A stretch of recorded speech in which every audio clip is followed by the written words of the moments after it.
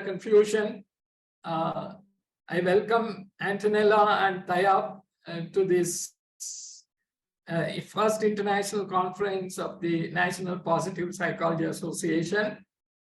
And I'm very happy that I am meeting. I'm very happy. Are you hearing? Yeah. Okay. I'm very happy meeting both Antonella and Tayyab here virtually. We have met 20 years ago. First, I met Antonella in Winchester, first European Positive Psychology Conference. Then I met Tayyab in 2002, in October, I think. We sat in the Gallup organization somewhere, both of us went together and sat and exchanged our views. It is fresh in my memory. Then Tayyab had not become such a award winner. And now I'm very happy to meet both of them. So since we have spent a lot of time with all the confusion, I have this pleasant duty of chairing the session and introducing the speakers to all the audience here. So first, I will introduce Antonella. Professor Antonella Delle Fave, MD, specialized in clinical psychology. He is professor of psychology at the Medical School, University of Milano, Italy.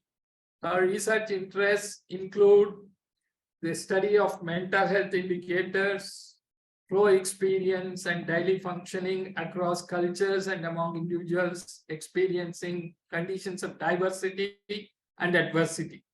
She is involved in research and intervention projects aimed at promoting well-being and mental health in different life domains, with specific attention to work and health.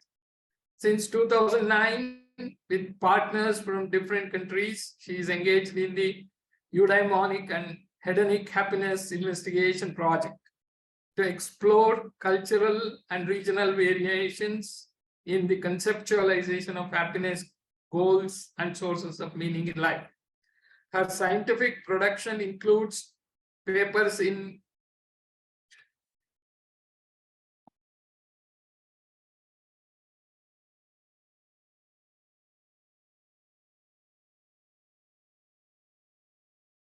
So we can hear you. You're audible.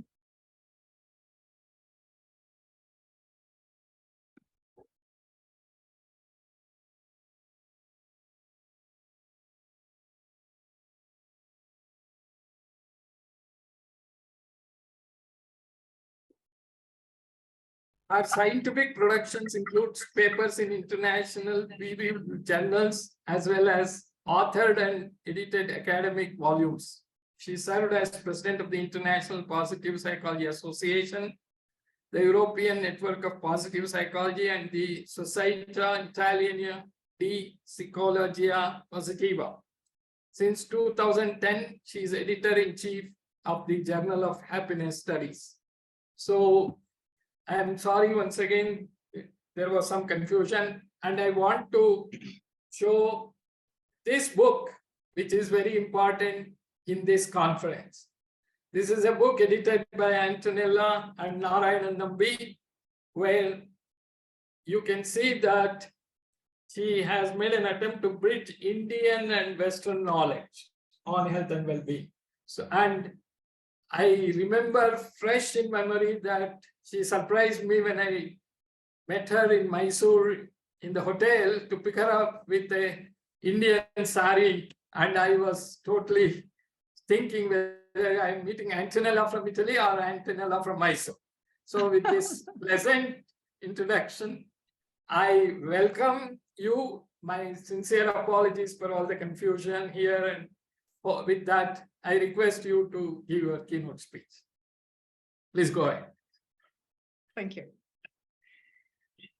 So thank you so much, Professor Kiran Kumar. It is my pleasure to see you after a long time, though virtually. And I think I'm really grateful to Professor Kamlesh Singh and to all the organizing committee of this conference for inviting me today.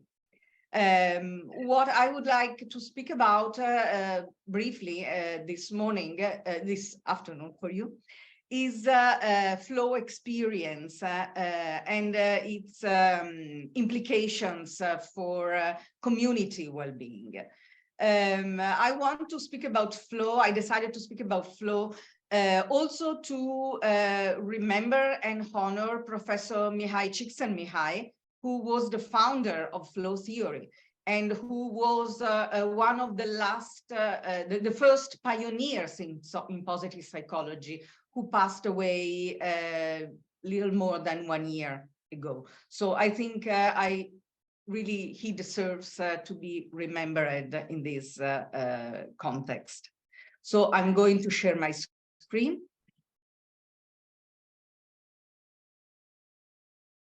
Can you see it? Not yet. Yeah, please. Okay, it is visible. Yes. Yeah. Okay.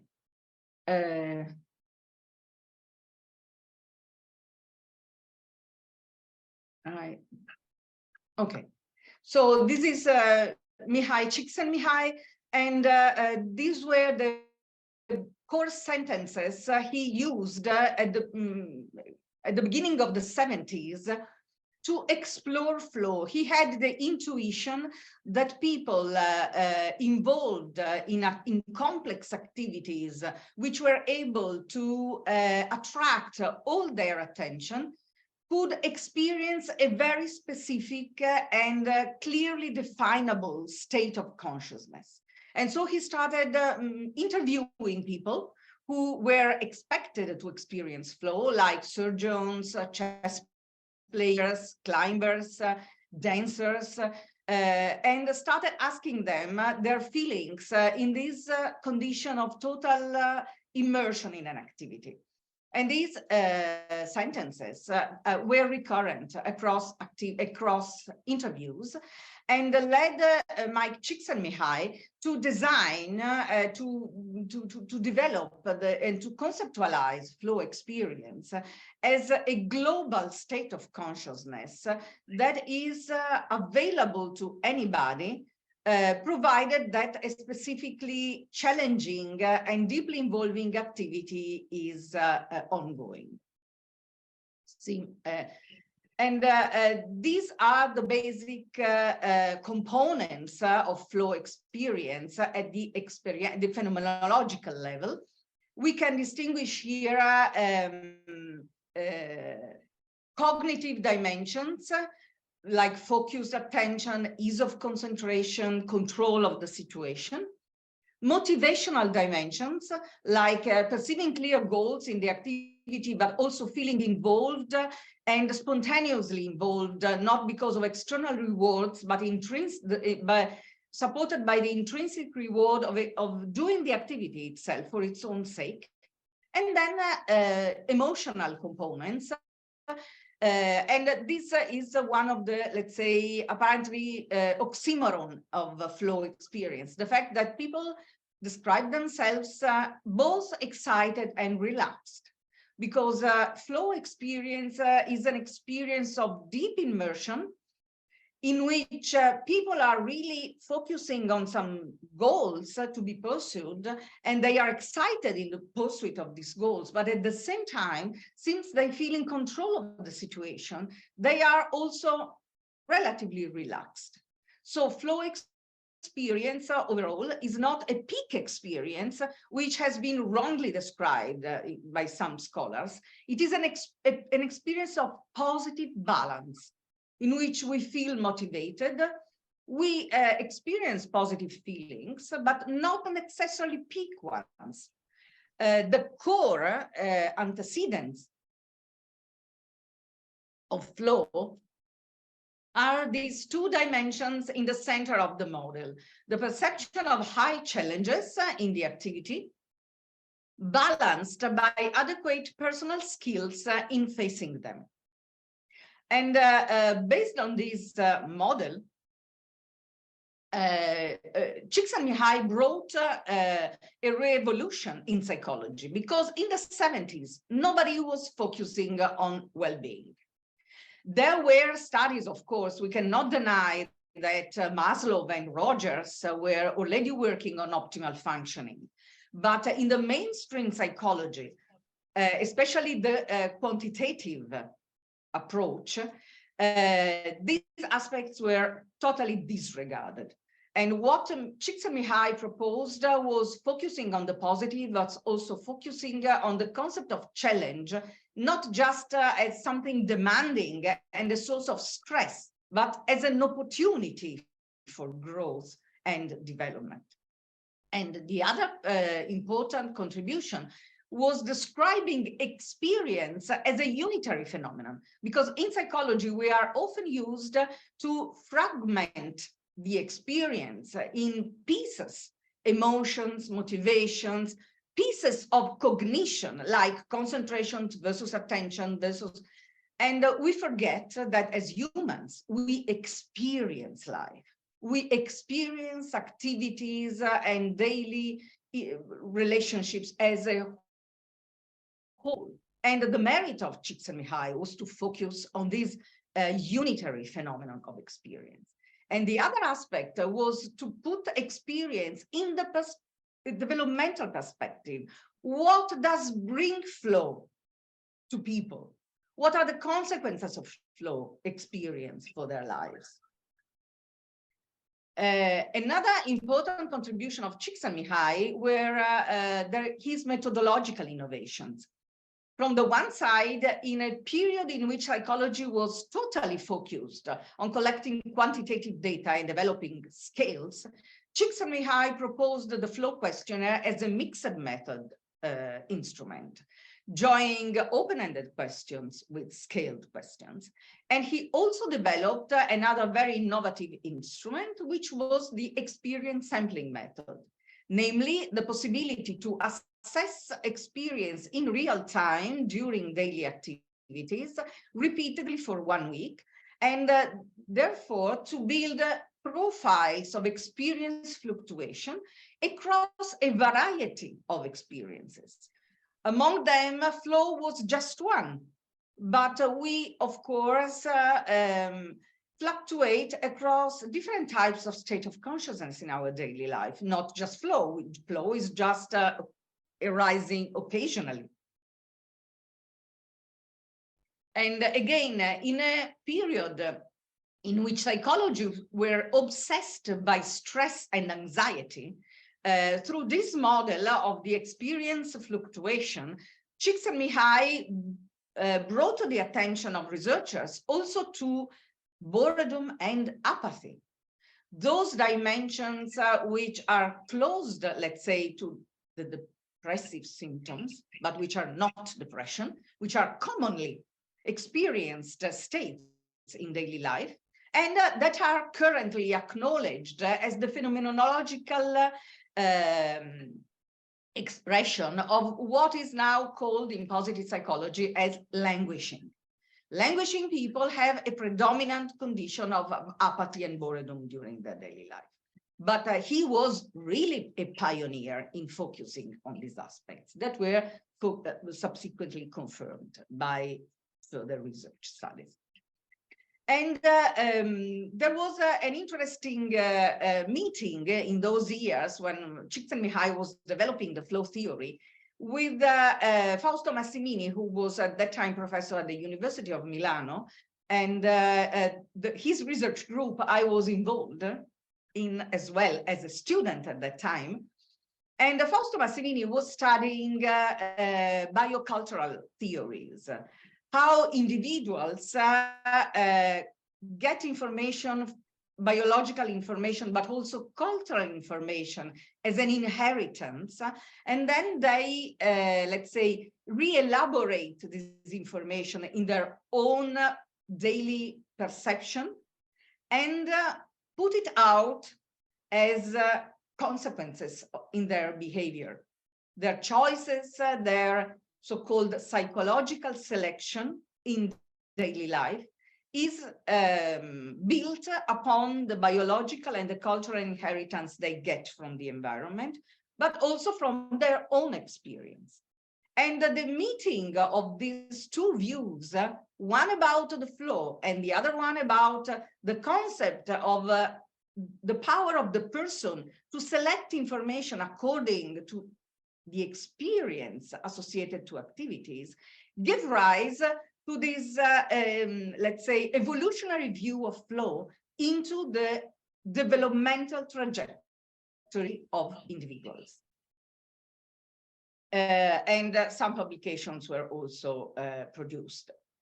What is psychological selection? It is the tendency of individuals to preferentially replicate activities in their daily life which are associated with positive experiences. This is very visible in children. Children tend to repeat games that they like, in which they get immersed. We ourselves as adults spend more time in our life on activities that we like, and not just we like, but they also provide us with flow experiences of deep immersion. And these activities often, even though I would say sometimes it is a privilege, can be transformed, for example, in professions. I think many of the people who are here, myself included, are doing in their profession what represents, since the beginning of our career, a flow experience. We liked studying, we were interested in psychology. We wished to cultivate this interest because it was associated to experiences of deep immersion, involvement, and concentration on tasks that we found not just interesting, but also, and this is another important component of flow, meaningful for our life. Because flow is, in order to be really supported and implemented by evolution of interest and development, has to be associated also with meaning. We tend to replicate activities, not just because they give us fun. Of course, there are some funny activities that we just want to replicate for fun. But the core activities we can engage in and we replenish of meaning, these are often flow activities. And this is a good thing for the individual, because in this way, positive experiences and meanings go hand by hand. And it is also good for, I would say, the community, because if we can associate flow activities, flow experience with activities that are meaningful for the community, we can serve the community better. We can pay a contribution to the community with our work. We will see it is not always like this. And we must say, we are privileged. Many people are not able to pursue goals following their flow activities. They are very often forced to engage in works that are not conducive to flow, but I provide them with money to support the family. So we should not forget that flow experience is available to everybody, but joining flow experiences with daily activities is a privilege. We should never forget about this. Very often, here I can summarize some findings. We, unfortunately, the data collection about flow across cultures has been very limited. Our research group engaged for many years to collect data with the flow questionnaire across cultures. We collected something like 7,000 flow questionnaires around the world with different categories of people. And this is just a small example. These are about 1,000 people providing answers about flow, coming from different countries, mostly from Asian and European countries. And you can see that the profile of the flow experience is very much the same across activities, be they productive activities, so work and study, or leisure activities. And at the cognitive level. But as I said before, we can expect, and it's not surprising, that let's say, emotional and motivational dimensions of intrinsic motivations are significantly higher when we are engaged in leisure, which is freely chosen, while perceiving relevant goals are perceived as higher during work and studying activities. So we should not look at flow as a, let's say, a monolithic structured activity. It shows a cognitive core of immersion in the task at hand, high concentration, ease of concentration, effortful attention. But at the same time, at the emotional and motivational level, it of course fluctuates according to the meaning that the activity has for us, whether it is leisure or it is work. So we have to pay attention to this aspect. And there are, of course, some differences across cultures in terms of association of activities with flow. For example, we can see here the same sample I showed in the previous slide. We have a higher share of leisure activities in Western countries compared to non-Western countries, and a higher share of reflective activities in non-Western countries compared to Western countries. Again, this is, of course, related to the kind of cultural context, and therefore to the cultural inheritance that individuals acquired in their life.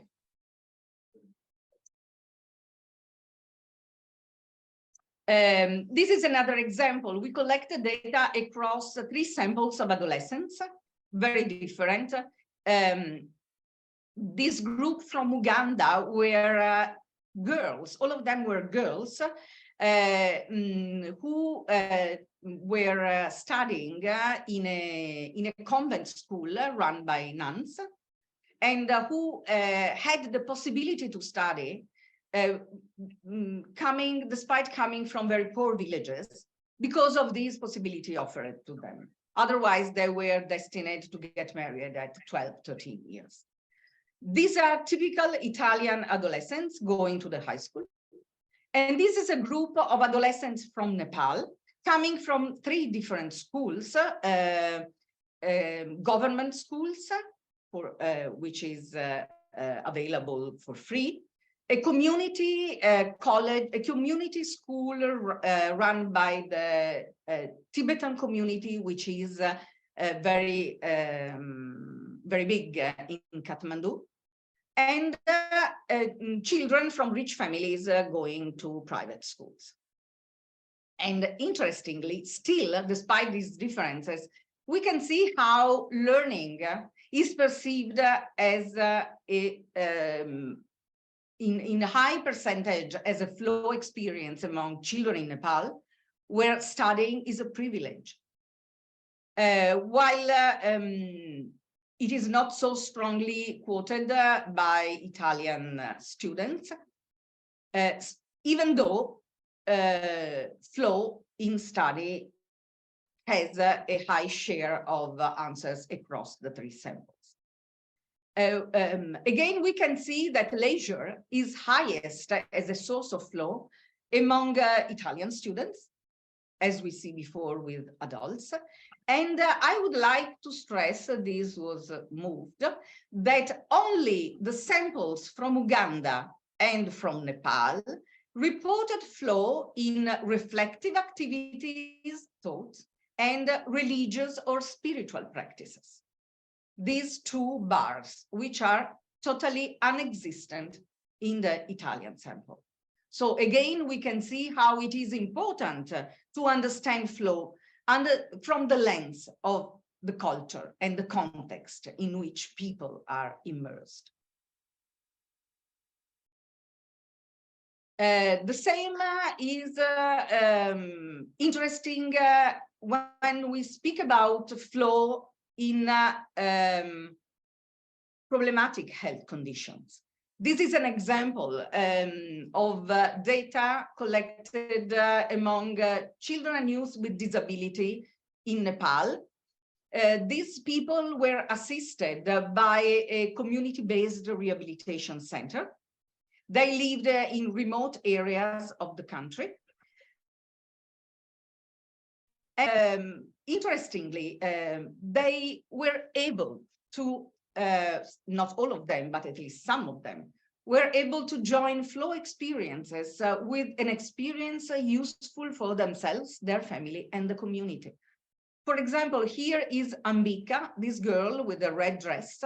She is 20, and she is affected by osteogenesis imperfecta, which is a disease, it is the so-called disease of glass bones. Children have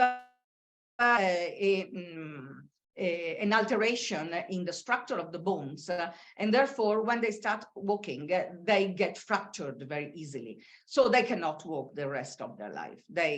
And they also get some problems in the chest and in the spine bones. But you see, Ambika comes from a very poor families. The parents are laborers during the harvest period. Otherwise, they don't have any job. But she developed flow in knitting, and she became a star in doing scarves and gloves and hats and sweater. And the community-based rehabilitation center just provided her with wool, and she started knitting. And people of the village and of the surrounding village, rather than going to the market, started buying these things to her. And in this way, she was able to develop a creative activity, job activity, to support her family and to create a community around her. So this is an example, a virtuous example of how flow activity and can serve social goals. Here we have data from people who are hospitalized for rehabilitation, for neuro-orthopedic rehabilitation. And here you can see that we have 3 groups of participants with low independence, with the total dependence, with intermediate dependence, and with high independence. It means these people can move around by themselves. These people are bedridden. But we can see here that this was a study run with the experience sampling method. Flow experience was available to them, all of them, regardless of their autonomy level, especially where this is the activities where challenges and skills become close at high levels during rehabilitation.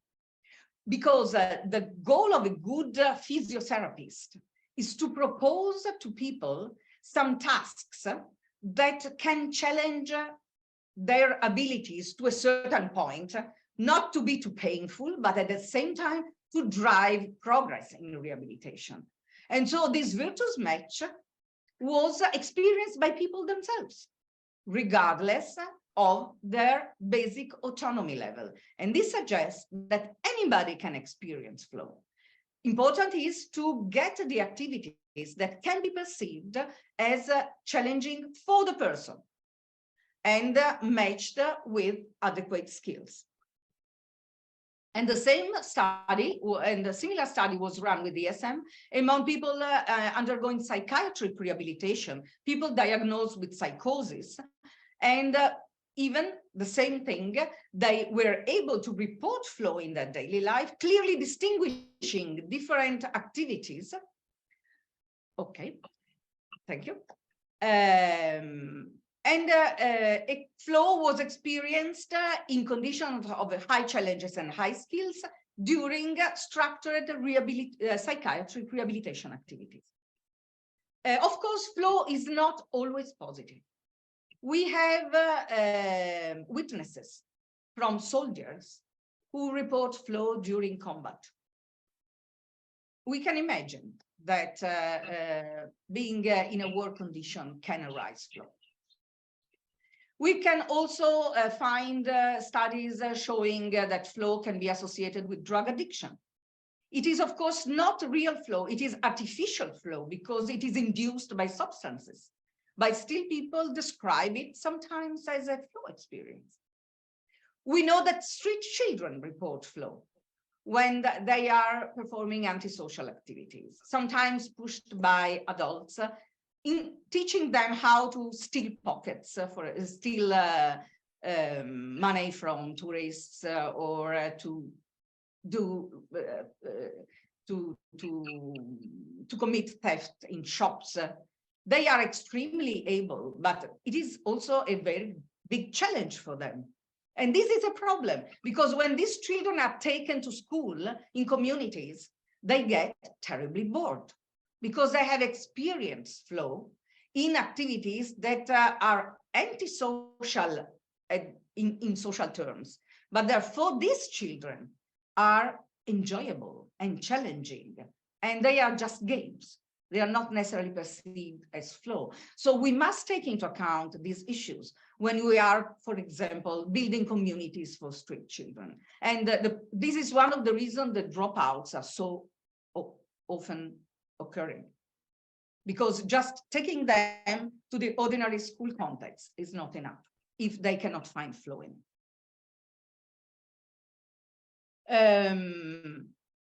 Even because these are 3 samples of street children, small samples because they are very different to study.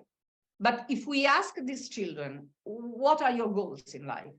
Most of them say, I would like to get a job. I would like to do something meaningful.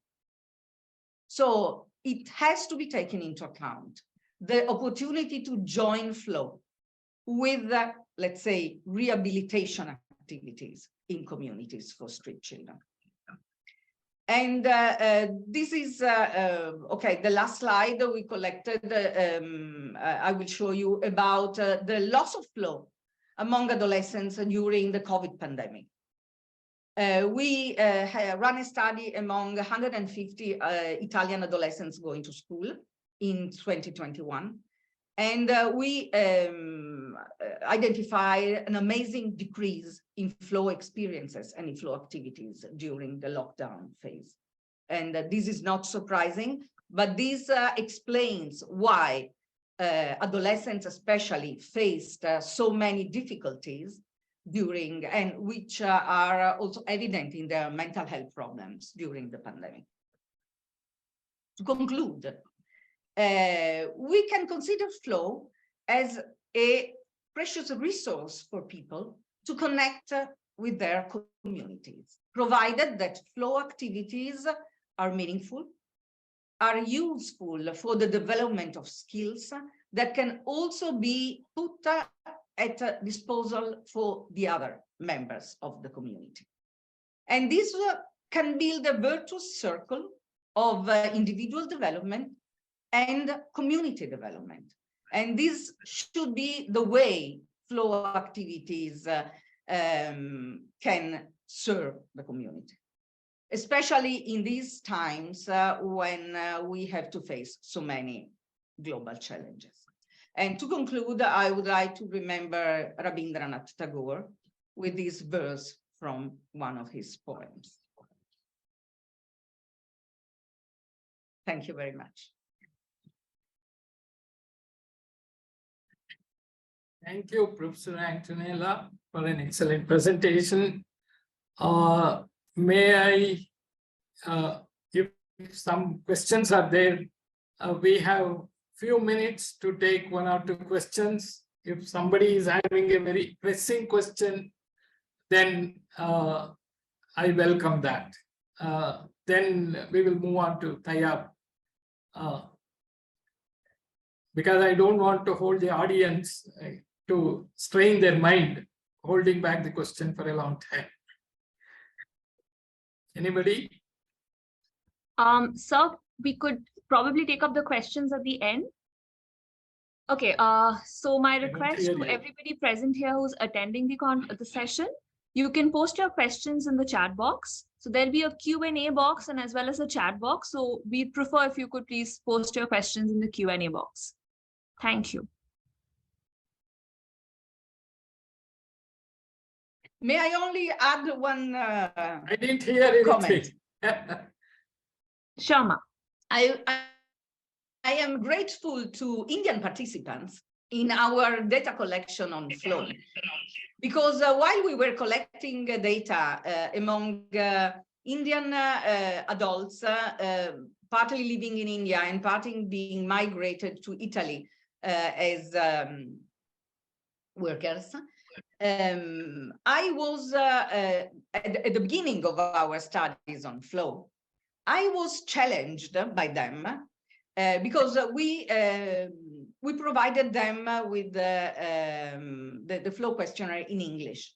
And of course, two of the questions are challenges of the activity and your skills in the activity.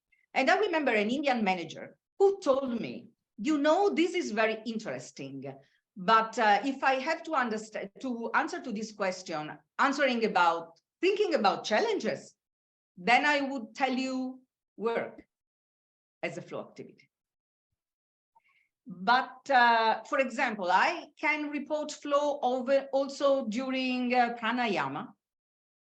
And this is not challenging. This is an opportunity for growth. And either you split the questions in two, or you will lose all this information when you use the questionnaire in English. Because in many cultures, nobody will associate flow with challenge, thinking about activities that are not practical ones or intellectual ones. And this was enlightening for me. And since that time, we split the question, challenges of the activity, opportunity for action and self-expression. And we got different scores. And finally, the highest scores were for opportunity for action and self-expression and not for challenge. Okay. I think if I let the questions start flowing, so I thank once again Professor Antonella, and now I request Tayyab. I have the duty of introducing Tayyab. Dr. Tayyab Rashid is a senior lecturer at the Center for Wellbeing Science, University of Melbourne. Dr. Rashid is also a faculty associate with the Human Flourishing Program at Harvard University.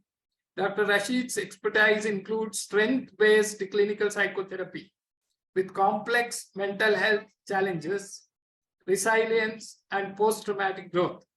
He has also worked with individuals experiencing severe trauma, including survivors of the Asian tsunami of 2004, refugee families and journalists who have worked in high conflict zones, and with survivors of mass shootings. Dr. Rashid has delivered more than 50 invited talks and keynotes and trained mental health professionals and educators internationally. Published in academic journals. Dr. Rashid's book, Positive Psychotherapy, 2018, co-written with Martin Seligman, is considered one of the most comprehensive clinical resources in the field and has been translated into several languages so far. Dr. Rashid won the Outstanding Practitioner Award 2017 from the International Positive Psychology Association. So with this introduction, now I request Dr. Tayyab to speak on positive psychotherapy, a well-being therapeutic approach. Welcome, Tayyab. Thank you so much. Thank you so much, Dr. Kumar. It's very hard to follow Professor Antonella, because even I can't say the name, because my reference and my homage to her seminal work is ever since knowing positive psychology, Antonella, your work has been a guiding force. Of course, with Mike G sent me hi, and so thank you so much for a very illuminating presentation. Mine is not going to have that much data at all. I'm also thankful to Dr. Kamlesh Singh for inviting me to give this talk. And if I may share my screen, I will.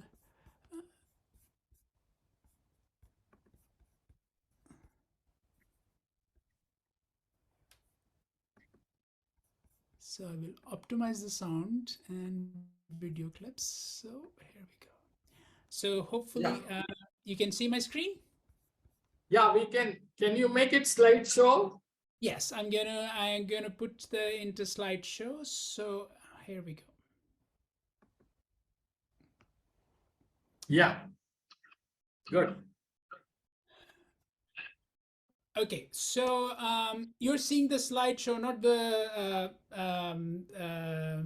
presenter view, right? I can't tell. We No, are sir. seeing an apple on books. Show video. Is that right? My slideshow is coming, right? Yes, but I don't see any. Okay, thank you so much. So let's get into the nitty-gritty of things. I'm going to give you a little bit overview of the presentation, and then we'll do some experiential exercises.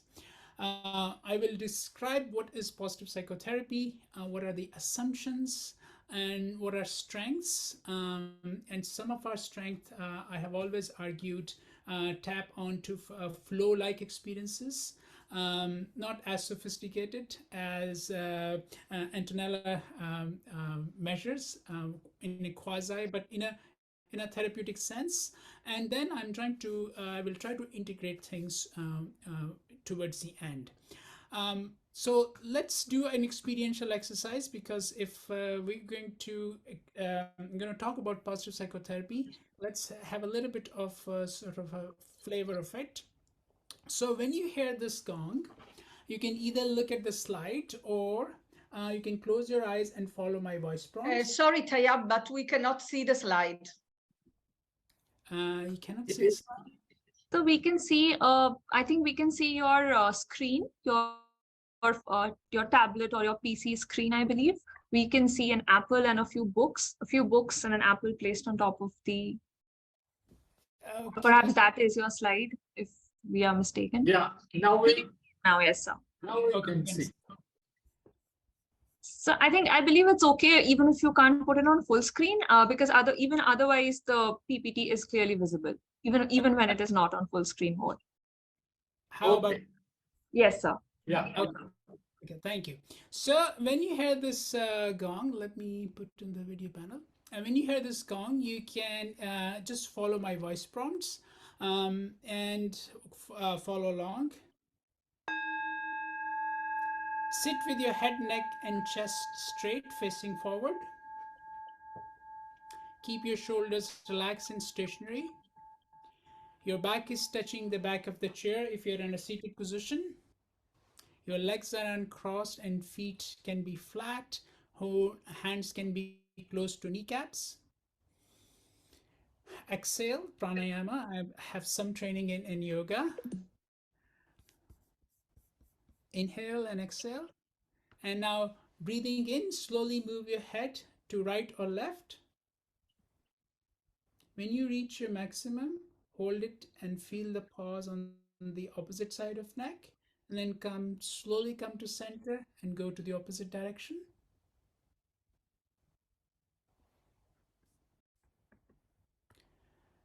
Exhale, out breath. Slowly bring your right ear or left to right shoulder. Keep your shoulder down and slowly come back to center and go the other way around.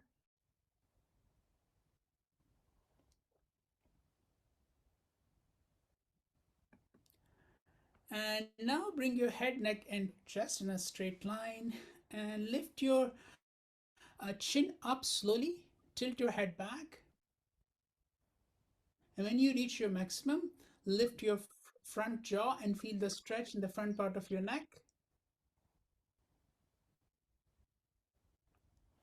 Gently bring your head forward and tuck your chin into your chest and feel the stretch in the back of your neck.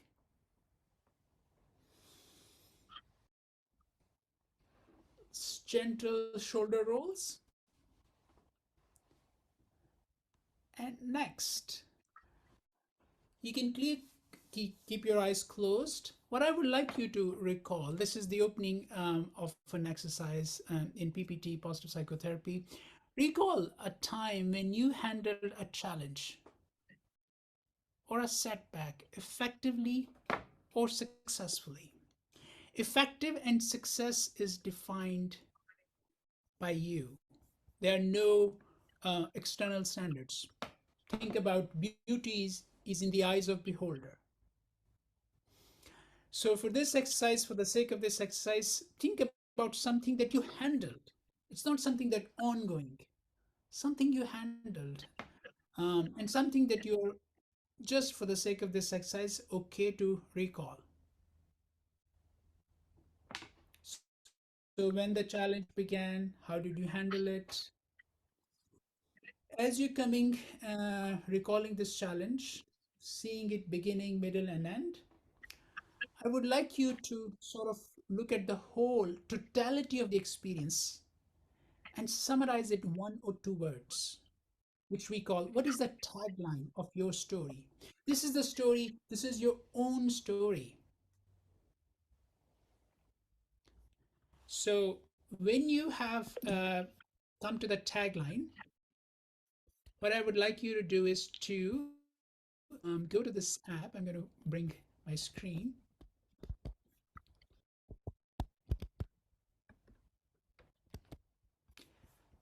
Go to this app. It's called Mentimeter. And what I would like you to do is to put the taglines in this app. It's not this one, and it is those who are watching, they can just open up another browser and go to menti.com. There is no registration required. There's no identifying information. And you can either use your mobile device as well. And when you go to menti.com, menti.com, enter the code 1101 and just in a 1 or 2 or 3 words put out there, so we'll see how you handle this challenge. So those who are watching and those just recall overcoming a challenge, so when we'll see hopefully.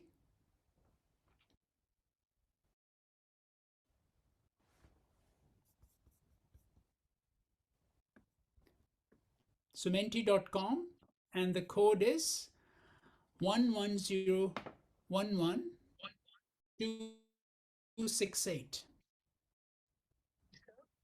Yes. You might hear a little bit of noise because place where I'm in, there is some work happening. Yeah, This part. yeah. In between, your WhatsApp audio gets disconnected. That's the problem. No worries, sir. I will just keep you on phone, but you might hear the banging sound. No. That banging sound I'm hearing, but it is not very distracting. Don't worry. All right. So let's see. These are some of the tag We will words. bear with. We are in India. Don't worry. Positive psychology from Indian perspective. So let's see what your story is summing up in the real time, as without knowing the details, rich details of your story. What is the tagline? How you dealt with this challenge? Courage, perseverance, commitment, strength, broken, very interesting, pleasure, fearless, rising. Interesting, rising phoenix, humor, focus. Antonella, focus is coming there. I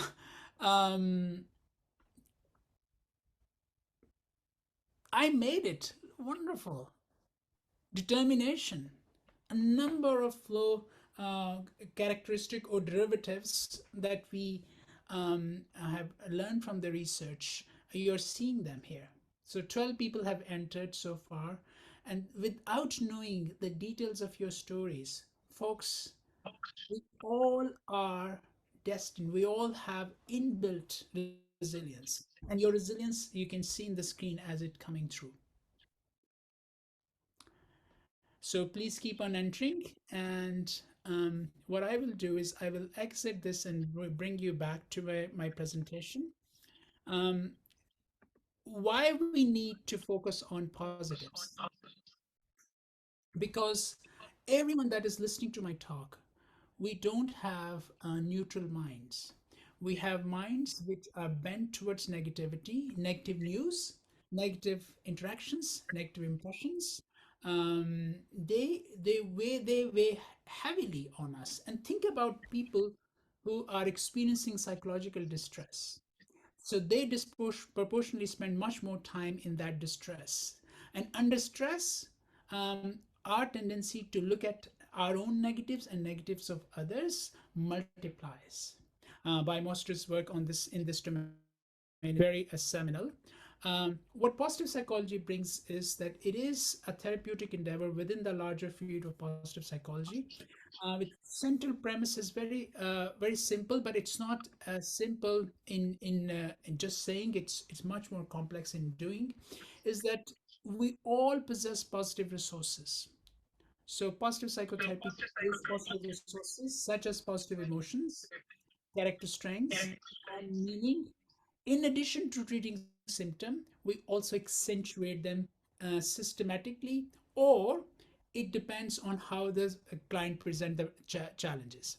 Because we believe, Marty Seligman and I, we based this approach on this assumption that our best resources can serve us best when life is tough. So think about it. Your strength, what's the purpose of your strengths? Your purpose of your strength is, yes, of course, to help you to grow, but purpose of strength is also help you to deal with challenges. So that's the definition. And the assumptions are we are all have the capacity to grow. Um, in positive psychotherapy, in much like in wider positive psychology, we give equal attention and effort to strength without dismissing. Let me make it very clear. I'm not dismissing, not minimizing, nor I am ignoring negatives. Negatives are important to deal with. Humanity had its watershed moment, not once in a century, once in many centuries, the COVID. And Antonella presented the data that how it impacted adolescents.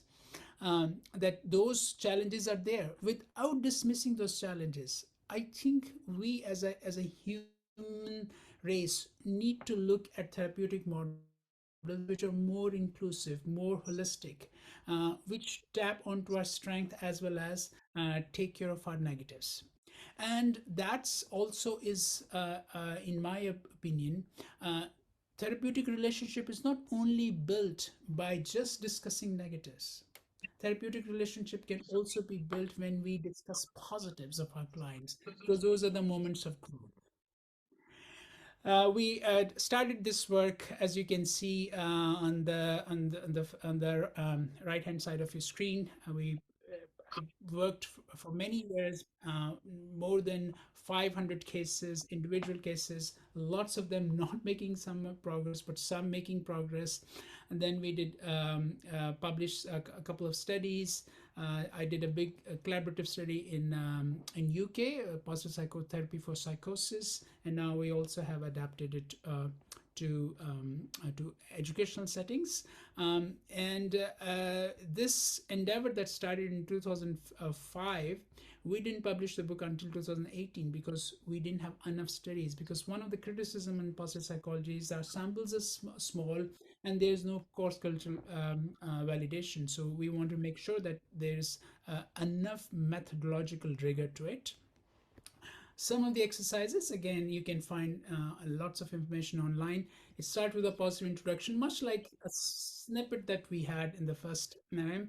A big part is character strengths. I'm going to give you a little bit taste of that. We then use the eudaimonic premise based on Aristotle, how to use strengths in a more contextualized manner.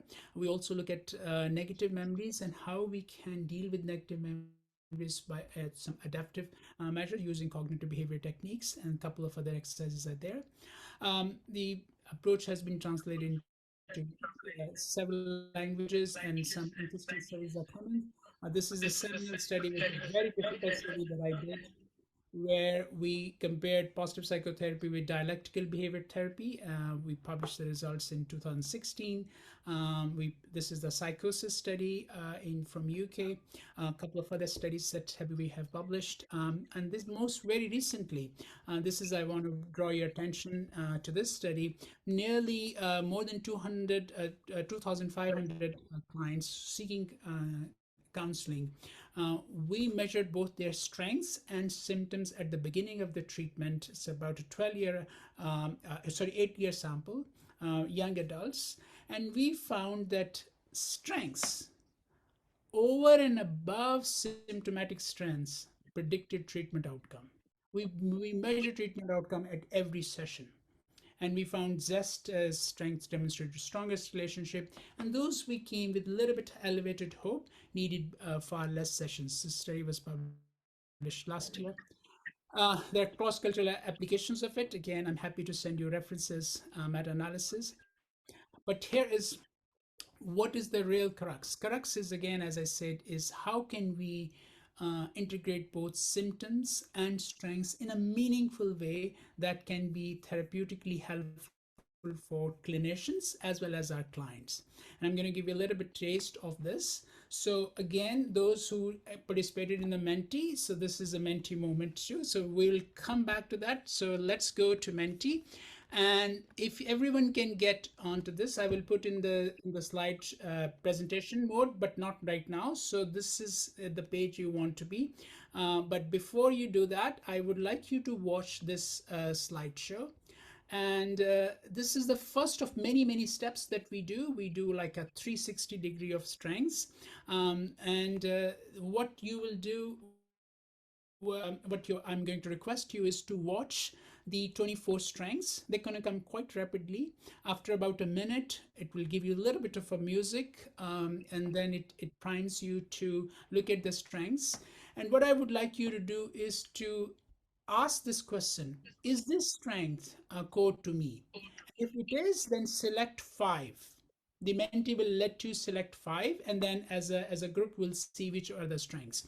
This is many of the steps, complicated, complex process that we do go through, but this is the first one. I'm going to give you that taste of that exercise that we do in PPT. And here we go. And I will make sure that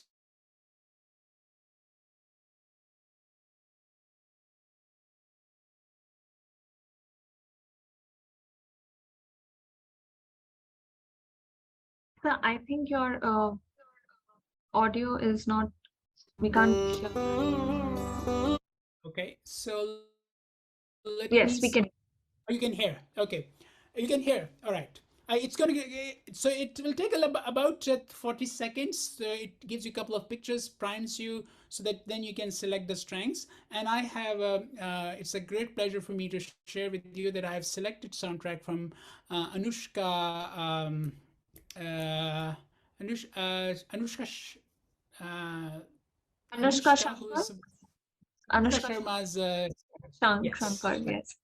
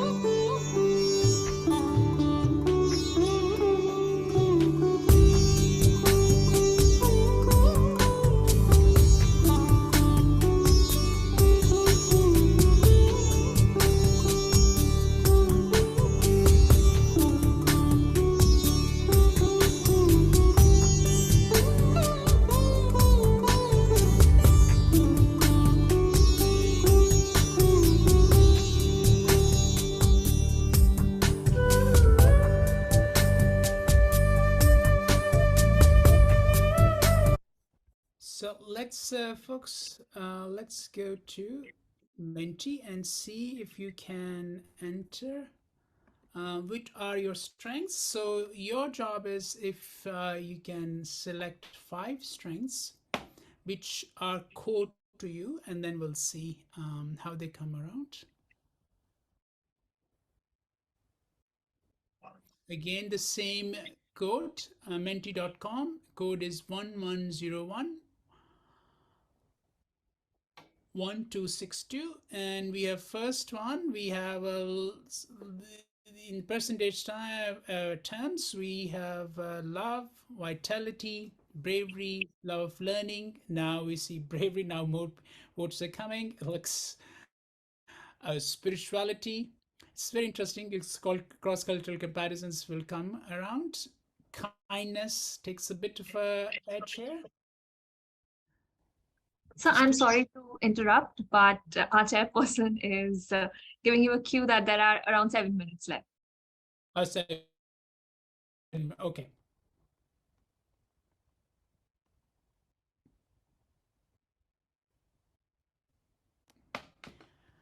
All right. So as you can enter, so before, let me wrap up my presentation with a couple of thoughts. Look at these folks. You have bravery, and if you go back to some of the taglines, there was courage, and now that was much more organic way that you shared with me.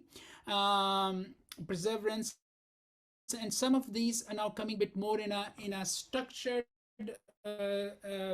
assessment. Gratitude is a big one as well. So let me close at the last exercise, which again we're going to do through Menti. So this exercise, for this exercise, what I would like you to do is to, again, you can just listen to my voice prompts, and if possible, you can close your eyes, and when you hear this gong, I would like you to remember 4 experiences.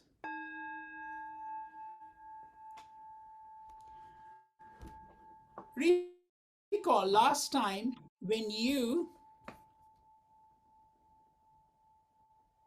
laughed uproariously. You laughed so much that you fell from chair. It was a funny experience or something like that.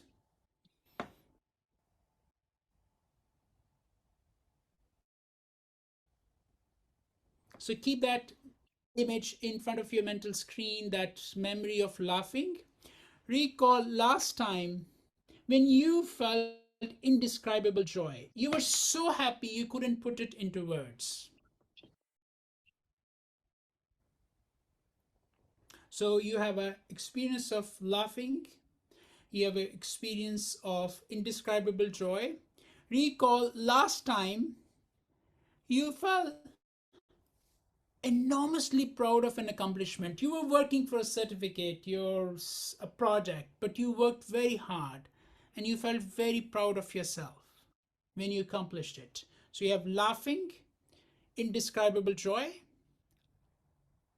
accomplishing something because you worked so hard. Your 3 experiences, don't let them slip. And the last image I would like you to include is, recall last time you felt, this is the purpose of my life, this is why I'm here. It's kind of a spiritual slash meaningful experience. So you have these 4: laughing, indescribable joy, accomplishment, and meaningful experiences. Take a deep breath and look at the next mentee.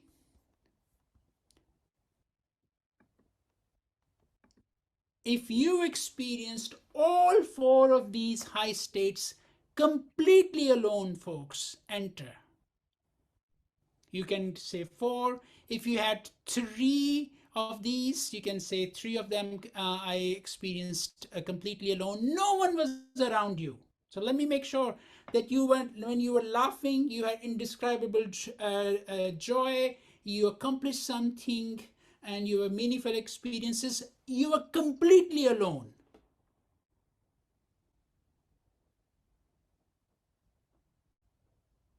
So let's see, we are now seeing a bit of a trend.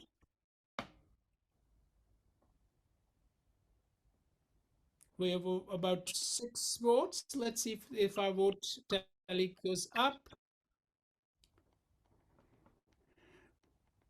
About 70% have none of these experiences. It's a small number, have these experiences completely by themselves. So let me bring back to you. What does this tell us, folks? The high, without knowing the details of high moments of your life. What's a common thread? Common thread is we don't experience them alone. Our well-being is tied with others. I'm not saying all of it is with others. We need time with others. We need time away from others. But positive psychology, well-being research is now showing that one of the most important thing is for us to restore, to maintain our relationship. This was no more evident than the times of COVID. So what I would suggest on my parting thought is that we need to work on our strengths and of our clients in whatever context you're working, educational, therapeutic, coaching, because you will get much more leverage to make an impact. Secondly, treat the strengths. It's also very important that you assume that strengths are authentic and genuine ingredients of effectiveness of change. And third one is let's work on restoring our relationships, cementing our relationships with ourselves. And let me not also mention, and let me not forget to mention our relationship with our planet. It is absolutely important that we have only one planet and we care for it. And when we do this together in therapeutic context, it makes my life much easier and my therapeutic work much uplifting, as well as of my client. I'm also, before I mention, it's absolutely a pleasure to speak with my Indian audience. As a young student, undergraduate student in Lahore in Pakistan, where I grew up, my first book was actually on India. This is on Indian civilization, Indian philosophy, because despite all the politics, I think we share so much wonderful cultural bonds of love. And somehow, if positive psychology can bring these ties, it will be absolutely wonderful. And I hope I can see this in lifetime, except for cricket, though. Thank you so much. I hope I haven't gone over time. Absolutely not. You are on time. Thank you, Tayyab, for that beautiful experiential visual presentation. And I remember both of us were together sitting, because you are from Pakistan, I am from India, and we were together in the first Positive Psychology Summit in Washington, Gallup organization. So now we have left with 10 minutes. Maybe we can, if Dr. Shilpa says, we can extend it a little more for another 5 minutes. I would like to first take up a few questions from Professor Antonella's session. One or two questions are there, and she has answered some of them. I think now, because those are answered, now we will focus on positive psychotherapy. Application of positive psychotherapy basically it depends on the principle of focusing on strengths rather than complaints, the diagnosis and symptoms, etc. So whatever strengths left in a person to improve upon. Before I open it for discussion, I just want to share my experience as a clinical trainee at National Institute of Mental Health and Neurosciences, Bangalore. I was walking into a closed ward. For those of you who may not be familiar with the word closed ward. It means the wards where the patients are kept and the main gates are locked so that they don't go away or don't run away or hurt themselves or get into problems. So they are called closed wards. And there are open wards where patients can just move around. So in one of the closed wards, what I saw, I remember there was an older lady and there was an younger woman. So both of them are diagnosed, quote unquote, diagnosed as psychotic.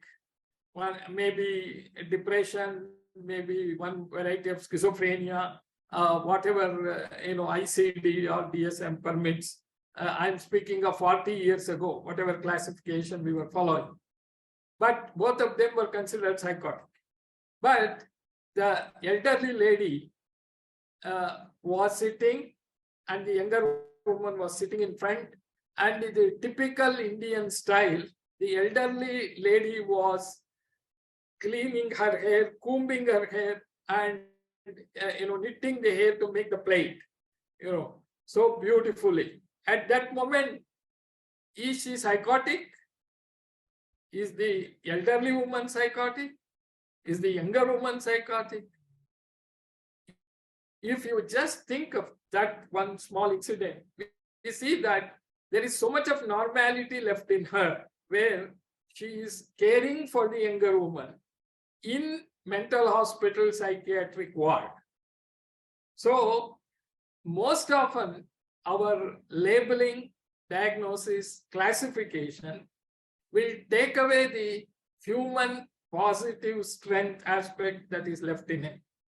So on the other hand, positive psychotherapy looks at human condition, even if it is psychiatric, from the strengths perspective, want to increase the strength, at the same time not losing the sight of what is not normal in them.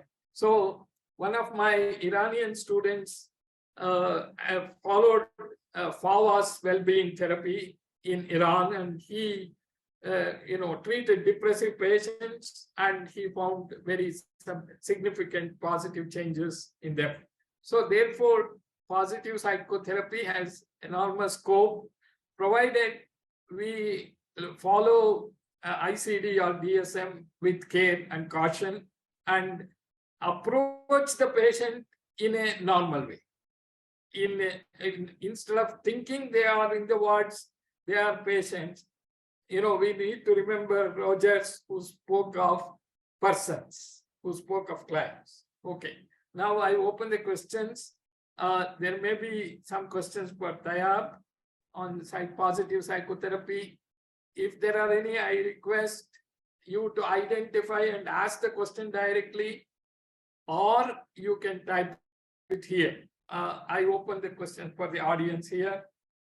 There are 55 participants, as I see. So if you want to ask anything, yeah. Dr. Sapna, yes. Dr. Yes. A question for you in the chat box. So someone has asked, are there any specific training programs available in positive psychotherapy? Okay. Good question. I wish there were. Unfortunately, there are not specific programs.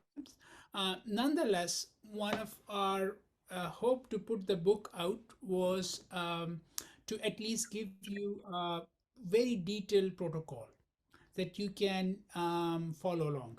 But let me also make a very important point.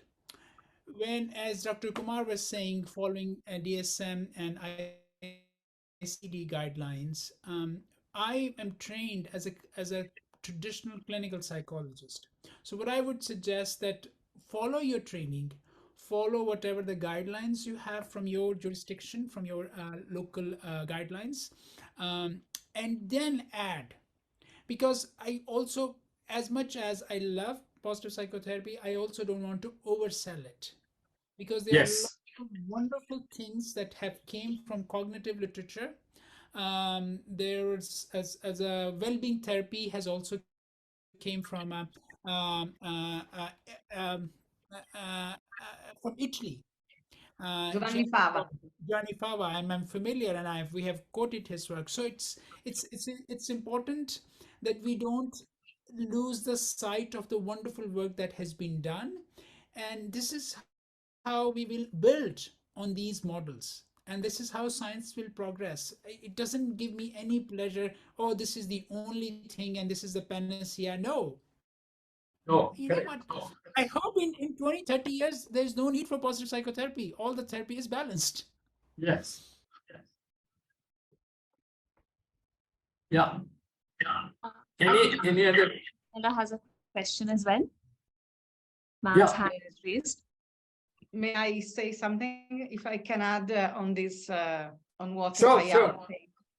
said, which I think it's really important, is that I totally agree with the fact that people, even with severe psychiatric diseases, have a whole set of normality in their daily life. Yes. Like as we saw, they can have flow. They can clearly distinguish between conditions of boredom, when they get bored, when they get anxious, when they get inflow, and so on.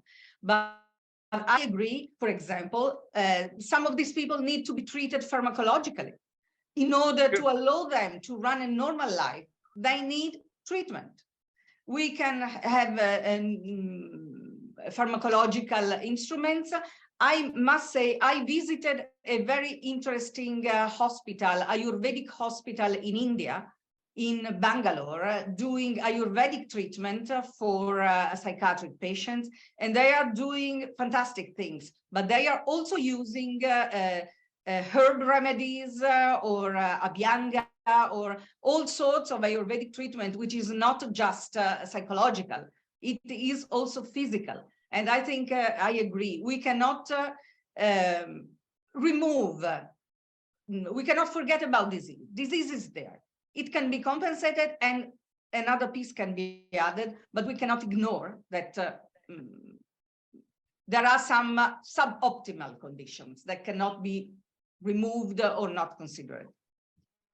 Yeah, to your point, Yeah. Antonella, the data is actually now very clear, coming from the dual mental health model, that people, even with the psychiatric illness, diagnosed psychiatric illness, there's a small spectrum. If you look at the emerging data based on Koriki's model, uh, are capable of flourishing. Absolutely, yes.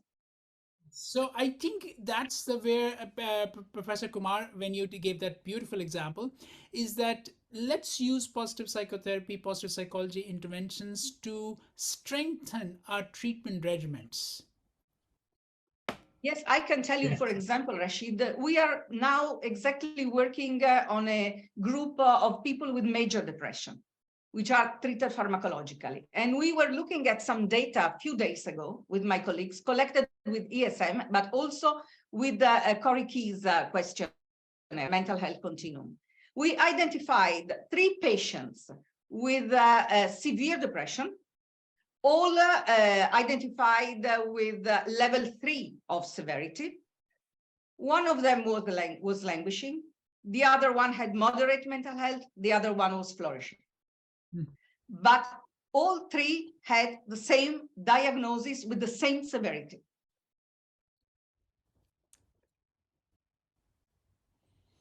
Yeah. There is a question asking, please suggest a book to learn positive psychotherapy. I think right now Tayyab has already shown on the screen his book on positive psychotherapy, but I'm sure the person who has asked the question knows that psychotherapy cannot be learned just from the book, and only if we have a proper clinical training and sound training in diagnostics and therapeutic work, then we can build on our training with positive psychological intervention techniques. So to get more information on positive psychological intervention, I think positive psychology in practice by Joseph and Hansky, or that book. I'll just pick up from my rack and show you. So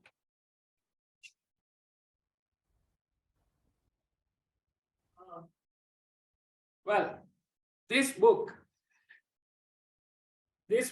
has a whole section on positive psychological interventions. This is by Lindley and Joseph. So, whoever asked the question and the participants, they can go through. It will give a very good idea about the basic principles and fundamentals. And then, of course, the books on positive psychotherapy, which Tayyab has said. So I'm sure that will take care. There is another question. Please suggest, okay, can I converse with Dr. Tayyab? Okay. Sure. Tayyab, here is Nazin Hasib, who asked the question, can I converse with Dr. Tayyab? So I don't know. I'm sure Dr. Tayyab will give his contact to Mr. Nazim, and they can be in communication and conversation. I'm happy. I'm just putting in the chat, and if this goes to other people, please, my email address on my university's profile is public, actually. So you're welcome to share. I'm putting in the chat. Okay. The next question is from Shivangi. Sir, what is your take on creativity and its application in psychotherapy? We have an expert in the room already. Antonella can actually talk on creativity because of the absolutely wonderful work on flow. Let me give you a couple of things, and I'm sure we will benefit from Antonella's thoughts. I use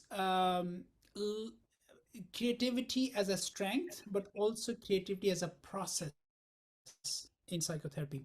So I'm willing to meet wherever my client is, and whatever creative way, of course within the professional bounds and rules and regulation, might be helpful for them. For example, to give you an illustration, lots of my work had been with immigrants, first generation young adults, because I just moved to Australia. Before that, I was for a good part of my professional life was in Canada, working with South Asians, and I would work with the in a creative way. I would always have movie clips. I will have role models. If I would have time, I can show you pictures that they are sort of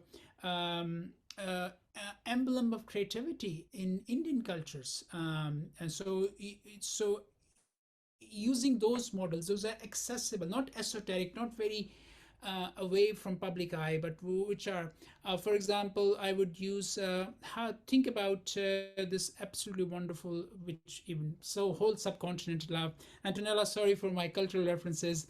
I'm talking about Sachin Tendulkar. Tendulkar is an iconic figure who can almost inspirational for both. It's one of the best batsmen in the world. That how can we use the strength of these role models in carving out, in creating paths of towards recovery, towards health, towards mental health. I've used music in so many ways, in therapy and also in training, and asking clients what music, what movie characters they find. So I think the so sum up, the art which is available in the public domain, you can use it to tap onto strengths of clients, including their own, which may precipitate, which may encourage them to use their own creativity. Antonella, any thoughts? I absolutely agree with you, Tayyab, and I also think that creativity is much more spread than we think. People, many more people are creative, more than the extent they think to be. Sometimes it's only an issue of letting creativity develop. As you say, it is a process rather than just a strength. It can emerge in life. Absolutely. Okay, here is Education another is very question. important. The way we Dominique educate Saini. children in helping them develop their creativity Sorry. is amazingly important. Yeah. There are two more questions. Let me see. I think it's not directed. Okay. How to make students more creative in their approach? Any good book for reference? So I think Professor Antonella, will you suggest any book which makes students more creative? Well, I think that Tayyab knows more about this concerning all the work done in Australia about promoting positive schools. Antonella, I actually, honestly, I often rely on the flow theory in a very, in a peripheral way, not in a central way, in a peripheral way. So rather than asking them a book, I will say, so I'll give you an example of a client. During COVID, I was working with a client who had bipolar. And not much this young person can do, a male can do. So what we ended up doing is that he was able to, the only thing he could do was to go for biking. So he would go on biking, and one of the things that we discussed, that you have a mobile phone. Yes, we have mobile phone. So in 7 days of the week, if every day take a different route, and stop, pause, something that speak to you in the nature or in the scene. There was a ravine there was some forest there. So they were able to take pictures, and then they were able to make collage of this. So as Antonella said, this creativity is a process. We are far more creative, and rather than having a person present that creativity is a very mystic and very grand process, I break it down into everyday experiences, and experiences which are Hello. close to flow, because we Okay. all have sooner or later experience flow one way or the other. I think a Is creative that process possible? can One bring second. this flow Okay. by being with nature, by doing something, by writing, by imagining, by creating something that can be very helpful. Rather than giving a book, I would say just encourage them, help them to go through the process of creativity, which will inevitably, hopefully, include some facets of flow. Thank you, Tayyab. Can we design some nature-based intervention to harness the concept of flow through nature immersion? Excellent question. Some of my colleagues in the center where I'm speaking you from, they have they are doing some interdisciplinary research where we are finding that kids, school-age kids who have attentional deficit issues, attentional problems, taking them to nature walks actually improves their attention. So the concept is called nature works as the attentional restorative function. So when you go into nature, and rather than being on the devices and in front of screens, nature actually restores your attention. It immerses you. So again, one of the things that I'm again, rather than you, I'm not against technology, I'm not a technophobic, but I'm also, as Antonella has mentioned about Ayurveda, I think there are some wonderful traditions that in our indigenous cultures, as in indigenous traditions, including Ayurveda, including nature, they are inherently therapeutic. So if we can bring those elements back into our life, make them part of our life, that is positive psychotherapy basically. There's no positive, I mean, yes, we need, Antonella and I, we have to have some sort of protocols to measurements, but folks, there's music in nature, and there's so much in nature that can be helpful. And if I can add something, from our data collection with the flow questionnaire, walking in nature was one of the most frequent activities reported by people. But also, interestingly, people doing works in the nature reported higher levels of flow than people doing works with objects. So this is another issue, and an issue that is also very evident in research, in psychological research. Nobody cares for farmers. Who is doing research among farmers, who are the highest percentage of people on the planet, and who feed us? Without them, everybody else would die. But nobody cares about this population, which is at risk, because we read in newspapers how many farmers commit suicide because they cannot survive the challenges of modernization. But we as psychologists don't know anything about their lives, the opportunities for well-being they have, and the richness of information they can provide to other people. For example, taking students, even pupils from the elementary school, we do it now from cities, and I think Tayyab knows it very well. In schools now, children are taken to the countryside so that they can see some animals, because in the cities they cannot. But farmers are the foundation of our societies, and we are forgetting about them in psychology. Yes, I have received a message that I have to close the session. So anyway, whatever time we lost initially, we have made it up. So I once again thank wholeheartedly Antonella and Tayyab for their excellent presentations. They have been one among the pioneers in positive psychology since 2002, starting from Winchester onwards up to now. And I'm very glad that I was able to meet both of them, and we have done a lot of interaction and interesting questions. And I request all the audience to read this book, because this is where Antonella, as the series editor, has tried to bring in bridging the Indian and Western knowledge.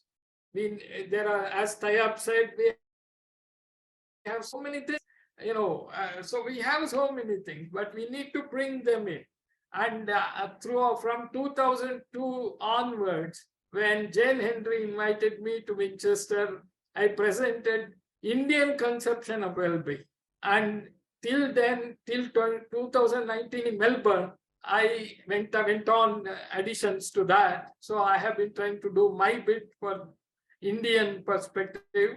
So I suggest that not only we study all that we have inherited, beautiful research work from Western models, but we need to complement them, integrate them with the Indian models. With these few words, so once again, I'm very happy. I hope to see both Tayyab and Antonella in person. Sometime we may meet again.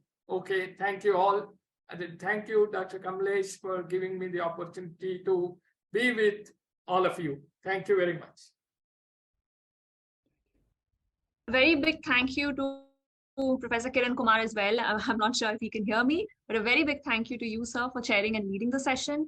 And on behalf of NPPA, my wholehearted gratitude to Professor Antonella and Dr. Tayyab Rashid for joining us and for taking us through a beautiful journey of both the different concepts related to positive psychotherapy and enlightening us about these concepts. Thank you so, so much. We're extremely grateful to you. And with this, I hand over the session to the moderator for the next session.